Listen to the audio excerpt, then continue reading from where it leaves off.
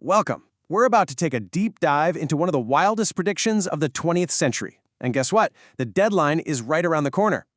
So, just imagine that for a second. What would you do?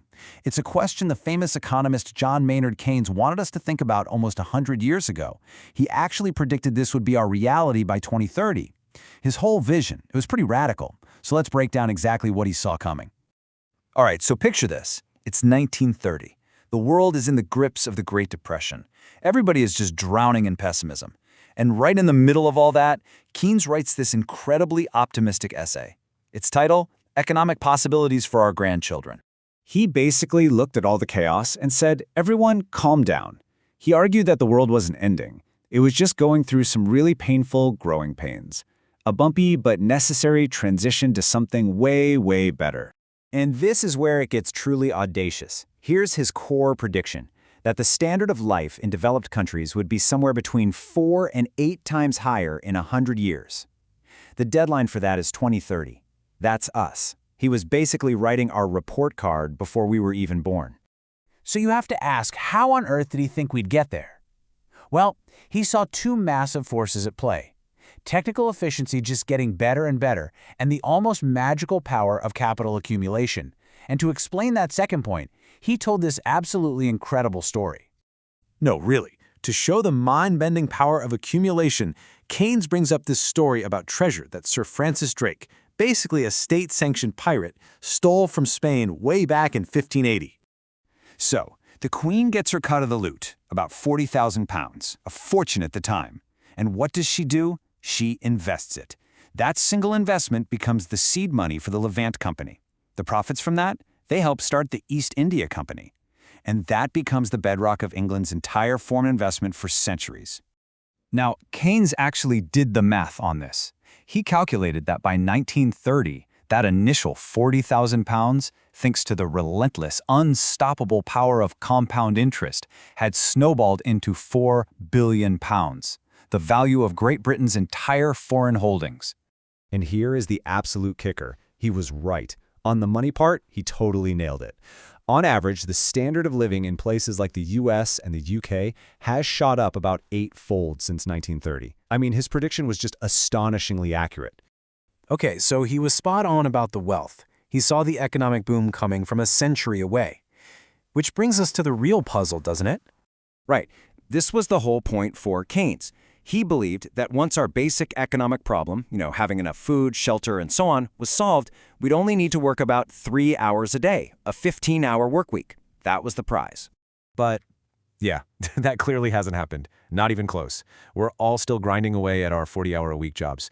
But what's so fascinating is that Keynes himself actually saw this coming. He predicted the very reasons we might fail to cash in on his promise. First off, he made this brilliant distinction. He said our absolute needs, food, water, a roof over our heads, those are finite. You can satisfy them. But our relative needs, the need to keep up with the Joneses, to feel a little bit better than our neighbors, he knew those were absolutely insatiable. There's no limit to them. And second, he coined this term that sounds like it was ripped from today's headlines. He called it a new disease. He predicted we'd get so good at inventing technology to eliminate jobs that we wouldn't be able to create new ones fast enough. He saw the threat of automation coming almost a century ago. But this wasn't just about economics for Keynes.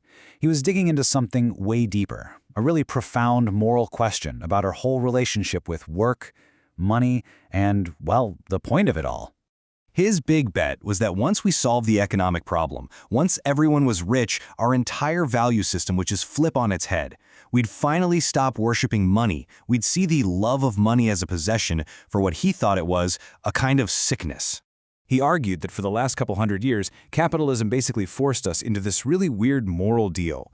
We had to pretend that foul is useful. We had to celebrate nasty human qualities like greed and avarice because, hey, they were the very things that drove the whole economic machine forward. And this mindset created a certain type of person he called the purpose of man.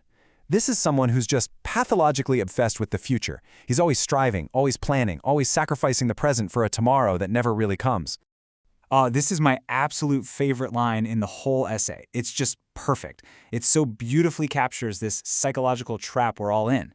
We're always putting off actually enjoying life for the sake of accumulating more, but we never stop to actually taste the jam we have today. And all of this was building to Keynes's ultimate point, his grand vision. He believed that once we were finally free from that daily struggle to survive, we would face our permanent problem as a species. This was it. This was the grand prize. For the first time in all of human history, we'd have the freedom to figure out how to live, to stop focusing on just making a living, and to start learning the actual art of life itself. Yeah, he thought we'd stop admiring the workaholics and the relentless moneymakers, and we'd start honoring the people who actually know how to enjoy things, the artists, the thinkers, the people who know how to live. And yet, here we are. We're approaching his 2030 deadline. We're richer than he ever imagined, but we seem to be more trapped than ever by the very purposiveness that got us here. He literally gave us the map to get rich, and we followed it perfectly. But he left us with a much, much harder question. We've got the means, but do we have the wisdom to figure out the ends? That's the real challenge Keynes left for his grandchildren.